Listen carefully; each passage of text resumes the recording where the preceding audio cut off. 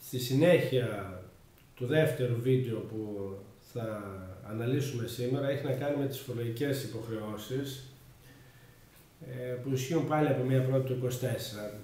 Περισσότερο να τις θυμίσουμε και να πούμε και κάποια νέα πράγματα, όπως είναι το ΦΠΑ στην εστίαση, στον καφέ δηλαδή. Να ξεκινήσουμε πρώτα θυμίζοντας ότι από 1η του 2024 τα τιμολόγια πώλησης εκδίδονται real time και πρέπει να φέρουν και να έχουν QR code αποτυπωμένο πάνω τους για να αναρτώνται απευθείας στη πλατφόρμα του PyData. Ένα σημαντικό είναι αυτό.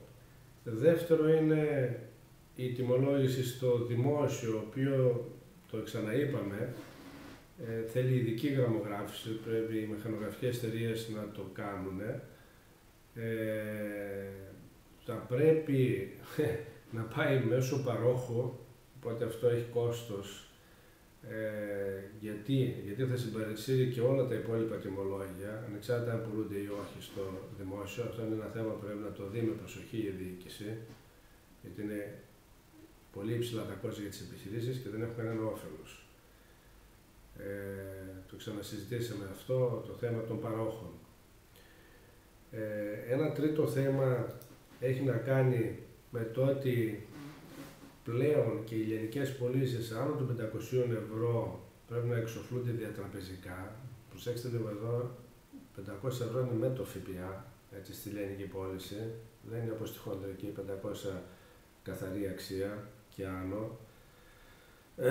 Γιατί το πρόστιμο εδώ είναι υψηλό, είναι διπλάσιο της αξίας που κόβεται, έτσι. Ένα άλλο θεματάκι έχει να κάνει με τις πωλήσεις ακινήτων. Ξεχάστε τα μετρητά. Εκτός αν είχε γίνει προσύμφωνο μέχρι 11/12 του 2023. Έτσι, από εδώ και πέρα όλα τα συμβόλαια διατραπεζικά. Και ακόμα ένα θεματάκι που έχει να κάνει με την προμήθεια των POS. Στην ουσία μπαίνουν 35 νέοι κωδικοί, νέοι CAD. Η παροχή υπηρεσιών είναι και λιανεμπόριο. Αναλύεται με την KIA 1198-99 13/12 του 2023. Μπορείτε να τα δείτε εκεί αναλυτικά.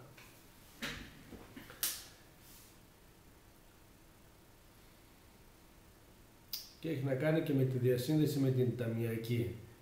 Έχουν βγει κάποια προγραμματάκια τα οποία τα επιδοτούν αυτά και καλό είναι να τα κάνετε, γιατί είναι μέχρι τις 10 Πρώτου του 2024, για να μην επιβαρυνθείτε είτε με αναβάθμιση POS, είτε με απόσυρση, είτε με προμήθεια νέου μηχανισμού σήμανσης. Και τελειώνοντας, ένα νέο που προέκυψε τώρα έχει να κάνει με το ΦΠΑ στην εστίαση, στον καφέ, στα ροφήματα. Όπως ξέρετε, ο καφές μέχρι 36,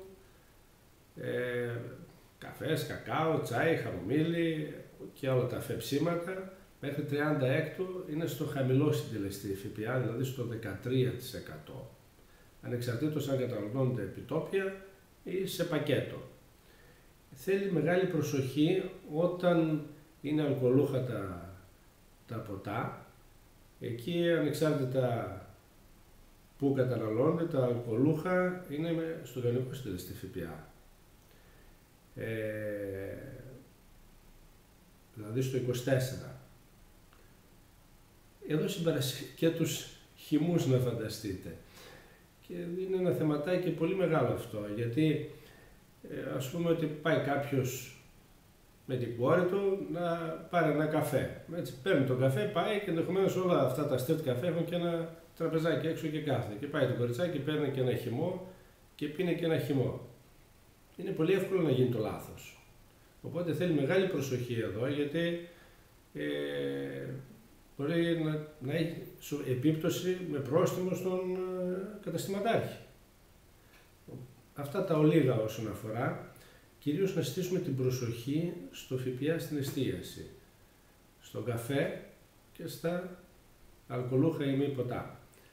Αυτά τα ολίγα, ευχαριστώ πάρα πολύ.